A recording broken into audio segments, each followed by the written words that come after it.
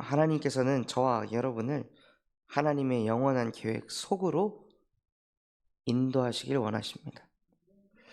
근데 하나님께서도 저와 여러분을 영원한 계획 속으로 인도하길 원하지만 흑암도, 음녀도, 사단도요, 저와 여러분을 그 음녀의 영원한 계획 속으로 인도하길 원합니다. 그것은 무엇이냐면요, 마음에 항상 복음을 새기지 않게 하는 것입니다. 어쩌다가 복음을 새기는 것은 인도하지만 항상 마음에 복음을 새기는 것은 사단이 원치 않는 일이거든요. 그리고 계속 마음속에, 생각 속에 오늘 읽었던 말씀처럼 아름다움을 탐하게 되고 그 호리는 말에 끌려가도록 속입니다. 그래서 그 메시지에 사로잡혀가지고 하나님의 영원한 계획이 아닌 지금 내가 겪고 있는 문제가, 지금 내가 처한 상황이, 환경이 영원할 것이라고 속입니다. 그래서 하나님과 함께하는 비밀을 놓치게 하고 그 계획 안에서 내 생각에 갇혀 살도록 만듭니다.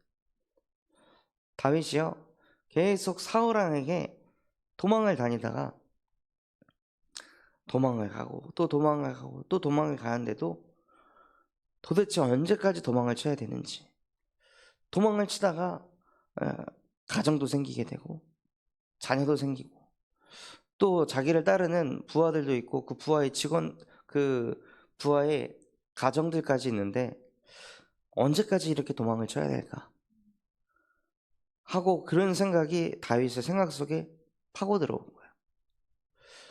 그 전까지는 도망을 치는 게 아니라 여호와가 나의 목자 되셔서 나를 지금 인도하고 계십니다 라고 도망자가 아니라 그 속에서도 하나님과 함께하는 인생을 살았는데 다윗이 어느 날부터는 그것을 놓치기 시작한 거예요. 그러니까 계속 다윗의 생각 속에, 마음 속에 그 음료의 속삭임으로 인해서 이건 안 끝날 것 같아. 이 문제는 영원할 것 같아. 둘 중에 누가 하나 죽어야 이게 끝이 나지. 언제까지 내가 이렇게 도망치면서 살아야 돼? 언제까지 내가 이런 인생을 살아야 돼? 이런 생각이 막 파고 들어오니까 그때 다윗이 생각했을 때 사울 왕이 나를 따라올 수 없는 곳이 어딜까? 라고 생각하다가 찾은 게 블레셋이었습니다. 블레셋에 내가 망명을 해야겠다. 그곳에 들어가서 내가 블레셋 왕에게 충성을 다해야겠다 라고 다윗이 인본주의를 쓰기 시작합니다.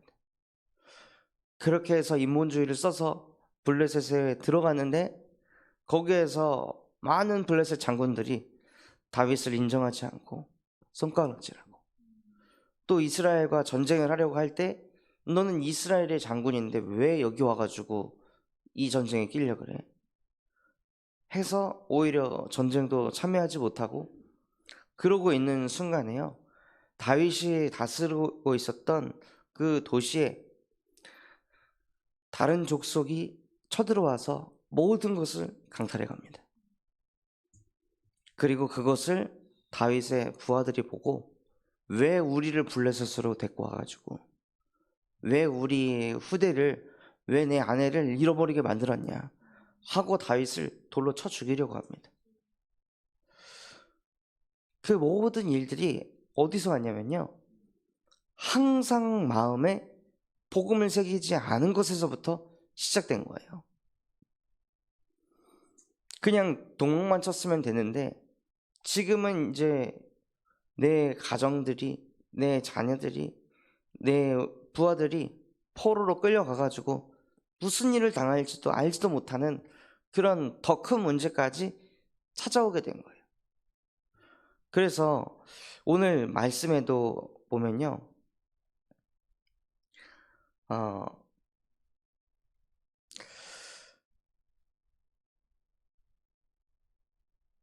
15절에 그러므로 그의 재앙이 갑자기 내려 당장에 멸망하여 살릴 길이 없으리라. 마음에 복음의 말씀을 갖고 있지 않고 마음에 항상 폐역을 품고 항상 악을 꾀하며 이러고 있는 사람은요, 악은 결국에 무엇이냐? 하나님과 함께하지 않고 자기 혼자, 자기 뜻대로, 자기 기준대로 다 생각하고 선택하고 있다는 거예요. 그런 마음을 가지고 있는 사람에게는 그냥 갑자기 재앙이 몰려온다고 합니다. 그래서 살릴 길이 없는 거예요. 소돔과 고모라가 갑자기 멸망했습니다. 그렇게 막 그 시대에서는 완전 대도시로 부흥하고 있다가 갑자기 멸망했습니다. 로마에서 폼페이도 갑자기 화산 폭발이 일어나서 폼페이라는 도시가 갑자기 쑥대밭이 돼버렸습니다. 그 안에 살고 있는 모든 사람들이 항상 악한 것을 품고 있으니까. 창세기 6장에도 그 사람들의 생각이 항상 악한 것을 보시고, 다시는 내가 저들과 함께하지 않겠다 하고 그 시대를 하나님께서 홍수를 일으켜서 쓸어버리셨습니다. 그래서 갑자기 재앙이, 갑자기 멸망의 길이 몰려오는 그 이유는요, 무엇이냐면 항상 마음에 복음의 말씀을 새기는 것이 아니라 자꾸 다른 것을, 내 생각을, 사람의 말을 새기고 있기 때문에 찾아온 문제입니다. 그래서 저와 여러분의 마음속에 항상 무엇을 새기셔야 되냐면요, 상황과 현실을 새기는 것이 아니라 여자의 후손 되신 예수 그리스도께서 나를 자꾸 내가 처한 환경이, 내가 지금 겪고 있는 이 현실과 문제가 영원할 것이라고 착각하게 만들고 그 문제에 빠져서 문제투성이로 살게 하는 뱀의 머리를 박살냈습니다. 하고 흑암을 무릎 꿇게 하시는 거예요. 그래서 마음이 항상 하나님을 바라볼 수 있도록, 하나님과 교제하도록 하나님께서는 이 법을 지키고 떠나지 말라고 하셨습니다. 인천에서 제가 사역을 할 때도 처음에는 현장이 없어서 현장을 뛰려고 하는데 현장이 없으니까 그냥 맨날 교회에 가가지고 교회 4층에서 그냥 메시지만 듣는 거예요. 그거 하라고 하니까. 그래서 뭐 핵심도 녹취하고 뭐 이것도 녹취하고 류광수 목사님 초창기 메시지도 녹취하고, 근데 그거를 하는데 변화가 없어요. 그걸 하는데 뭐 현장에 문이 열리질 않아요. RTS에서 뭐 어떤 동기들은 막 전도 역사가 일어나가지고 막 포럼을 하는데 저는 아무것도 없는 거예요. 그냥 나는 맨날 거기 4층에 올라가서 메시지 녹취는 하고 있고, 그거를 막 하루에 4개, 5개씩, 어쩔 때는 막 한 10번도 메시지를 듣는 거예요, 하루에. 그런데 그거를 하면 할수록 복음이 쌓이는 게 아니라요, 비참한 거죠. 언제까지 이러고 살아야 될까? 왜 나는 현장에 문이 안 열릴까? 전도는 되어진다는데 나는 왜 안 되는 걸까? 이런 생각이요, 계속 파고드니까 영원할 것 같은 거예요. 나는 그래도 번듯한 직장에 있었는데 그거 내려놓고 이 길로 왔는데 왜 나는 더 안 되는 걸까? 이런 생각들이 막 잡혀가지고 나가서 그럼 노방전도라도 해볼까 해가지고 놀이터 가서 아이들이 앉아있는데 못 가겠는 거예요. 어떻게 말을 걸까? 이게 맞나? 전도가 이렇게 해야 되는 건가? 막 5만 가지 생각이 들면서 점점 생각이 이 흑암으로 끌려가더라고요. 이 길을 오는 게 아니었는데, 현장에 있는 상태에서 와야 되는데 아무것도 없이 너무 시작한 게 아닐까? 이런 생각들이 계속 머릿속에 들어오니까요, 어느 날부터는 메시지를 듣는데 울고 있는 거예요. 너무 내 자신이 꼴도 보기 싫고 한심하고, 그런 상태에서 학교는 계속 다녀야 되고. 그래서 첫 번째 학기 때는 정말 이 일이 맞나? 아닌가? 언약을 주셨는데도 불구하고 이 사람은 내 이름을 이방인과 임금들과 이스라엘 자손에게 전하기 위하여 택한 나의 그릇이라. 하나님이 정확하게 말씀도 주셨는데 아닌 것 같은 그런 생각들이 계속 들어오는 거예요. 근데 결국에는 말씀을 듣고 또 듣다 보니까 내가 지금 하나님으로 안 행복하구나. 하나님은 지금도 나와 함께하고 계시는데 그 4층 옥탑방에서 그냥 말씀만 계속 듣고 있는 그 순간 속에서도 하나님은 나와 함께하고 계시는데 나는 지금 말씀 들으면서 뭐가 일어나기를 기대하고 있구나. 예배하면서 어떤 응답과 변화가 찾아오기를 기대하고 예배를 하고 있으니까 예배가 되지 않는 거예요. 하루에 말씀을 막 10번도 듣는데 결국에는 10번 들어서 뭘 하고 싶어 하냐? 현장에 다락방이 열리는 걸 보고 싶은 거예요. 응답이 오는 걸 보고 싶은 거예요. 하나님은 그 응답, 열매, 변화가 없어도 내게 유익하던 모든 것을 배설물로 여겨서 그리스도를 얻기를 원하셨는데 이거를 발견하지 못하고 있으니 계속 시달릴 수밖에 없었더라고요. 그래서 하나님께서는 일부러 나를 이러한 상황과 현실에 놓으셨구나. 진짜 복음이 뭔지 알게 하시려고. 어떤 상황 속에서도 흔들리지 않고 무너지지 않는 그 비밀을 깨닫게 하시려고 나를 이러한 현실로, 상황으로 몰아넣으셨구나. 다윗이 도망자 인생을 살면서 여호와가 목자 되셔서 부족하지 않았던 것처럼 나에게 응답도 없고 변화도 없고 아무런 증거가 없는데 여호와만으로 나는 부족하지 않습니다. 성삼위 하나님이 지금도 나와 함께 하시기 때문에 나는 부족하지 않습니다. 나는 미자리 교회의 교역자가 아닙니다. 나는 미자리 교회의 목사님의 아들이 아닙니다. 나는 하나님의 자녀입니다.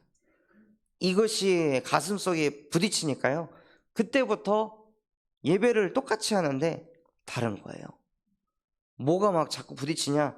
예수가 그리스도지. 모든 문제 끝내셨지. 그게 제 가슴속에, 마음속에 계속 담겨지고 부딪히기 시작하니까 하나님께서 평안을 주시고 감사를 주시고 기쁨을 주시더라고요. 그래서 그 예배 시간이 너무 행복하고 너무 감사하고, 그래서 이게 쌓이고 있으니까요. 어느 날 하나님께서 문들도 열어가시더라고요. 제 안에 복음이 세팅되고 나니까 정말 제 안에 있는 복음이 필요한 사람들을 그때부터 만나게 하시더라고요. 그렇게 현장의 문이 언제 열리나, 나는 왜 안 되나, 이런 생각을 하고 있었는데 그게 아니라 제 안에 빛이 없었기 때문에, 나도 어둠이기 때문에 누가 나를 보고 올 사람이 없었던 거예요. 그런데 제 안에 빛이 임하니까.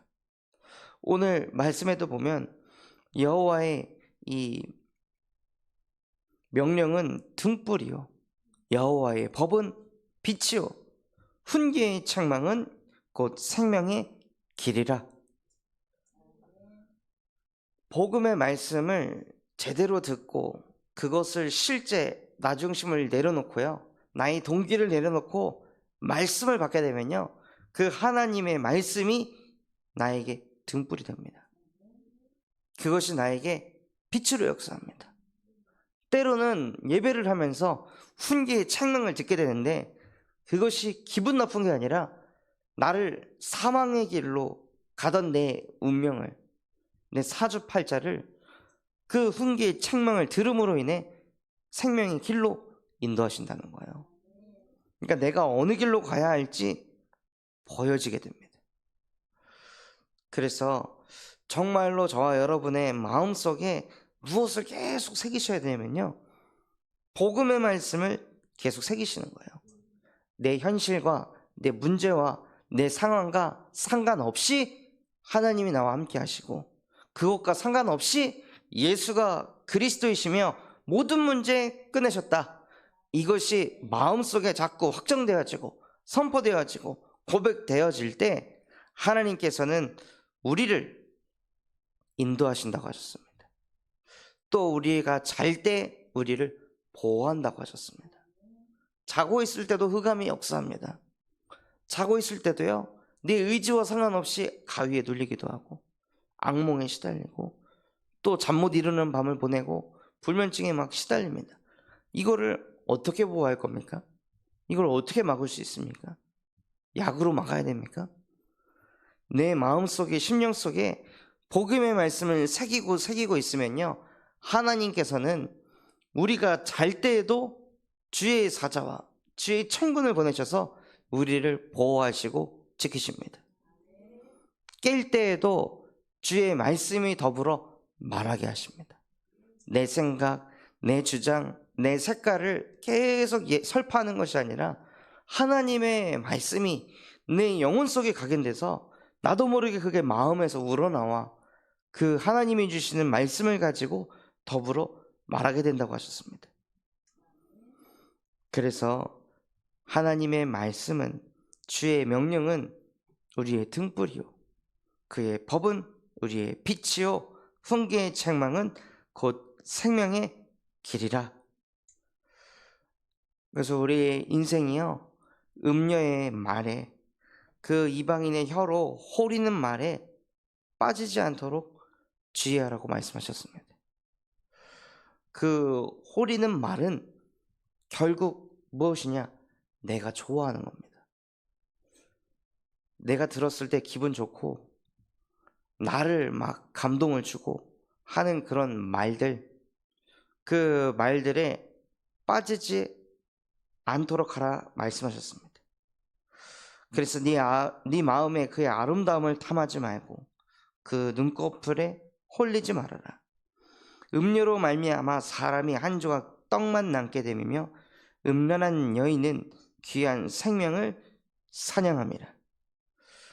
우리를 좋게 하고 우리를 기분 좋게 하고 인정하고 사랑하고 배려하고 하는 것처럼 보이지만 결국에는 우리의 영적 상태를 하나님과 함께하지 못하게 하고 그것만 쳐다보게 하고 자꾸 그거 생각하게 해서 나도 모르게 정신 차려보면은 영적 상태가 그냥 완전히 무너져 있고 복음이 안 들리는 상태로 예배가 왜 드려야 되는지 이유도 모르는 그 상태로 정신 차려보면 그렇게 되어 있는다는 거예요. 그래서 결국에는 목적이 무엇이냐? 귀한 생명을 사냥해서 절대로 하나님의 형상에 회복되지 못하게 하는 것. 그것이 사단이 하는 일입니다. 그것이 사단의 영원한 계획입니다. 이것을 그 어떤 인간도 막을 수 없고 이길 수 없기 때문에 하나님께서는 우리에게 여자의 후손 예수 그리스도를 보내셨습니다. 그래서 날마다 우리가 집중할 게 무엇이냐? 예수가 그리스도이십니다. 나는 그리스도가 아닙니다. 나는 너무 연약하고 너무 부족하고 이 음료에 호리는 말에 쉽게 끌려다니고 사람의 말에 얻어걸려서 무너질 수밖에 없는 연약한 존재입니다. 그래서 하나님, 나에게 오늘도 그리스도가 필요합니다. 그리스도께서 나를 보호하셔야 됩니다. 그리스도께서 나를 인도하셔야 됩니다. 그리스도께서 더불어 나와 함께 하셔야 됩니다. 그것만을 내 마음속에 항상 새기게 하여 주옵소서 하고 어떤 순간 속에서도요, 나의 마음에 다른 것을 새기는 것이 아니라 복음의 말씀을 새기는 은혜가 있으시길 바랍니다. 그러면 그것이 쌓이면은요, 우리가 예배자를 넘어 나와 똑같이 어떤 말에 얻어 걸려서 자기가 처한 환경이 상황이 영원할 것이라고 착각해서 그 문제 속에 시달리고 있는 사람들을 살리는 전도자로 쓰임받게 됩니다. 또 그 사람을 살려가는 과정 속에서도 밤나무 상수리나무가 아무리 배임을 당해도 아무리 좋은 것을 가져다 줘도 바알에게 무릎 꿇지 않은 7천 제자가 있었던 것처럼 저와 여러분은 하나님께서 남은 자로 사용하실 줄 믿습니다. 그래서 그 속에 그 일에 그때에 내가 쓰임받는 오늘 하루가 되시길 바랍니다. 오늘 우리에게 주신 말씀 붙잡고 합심해서 기도하도록 하겠습니다. 하나님, 정말로 내가 처한 현실과 상황, 문제, 갈등, 이것은 영원한 것이 아닙니다. 그런데 이것이 마치 영원하다라고 착각하게 만들고 그 속에서 빠져나오려고 인본주의를 써서 더 큰 문제와 더 큰 재앙을 일으키게 만드는 모든 흑암의 세력을 지금 이 시간 여자의 후손 되신 예수 그리스도의 이름으로 멸하여 주시옵소서. 그래서 내 마음속에는 항상 예수 그리스도의 복음만을 새기고 하나님이 나와 함께 하신다는 것만을 새겨서 하나님이 나를 인도하시고 보호하시고 더불어 역사하는 것을 보는 증인이 되게 하옵소서. 또한 전 세계 예수 그리스도의 복음을 증거하시는 류광수 목사님과 담임 목사님에게 성령의 충만함과 오력을 더하여 주시옵시고, 우리 군산 참소망교회가 금토일 시대를 열고 세 가지 뜰이 세워지게 하시고 청년 전도운동이 일어나고 8번째 렘넌트를 세우는 렘넌트 시스템과 성경적 다락방 전도운동이 일어나게 하여 주시옵소서. 또한 5월달 진행되어질 순회 캠프를 하나님이 축복하여 주시옵소서.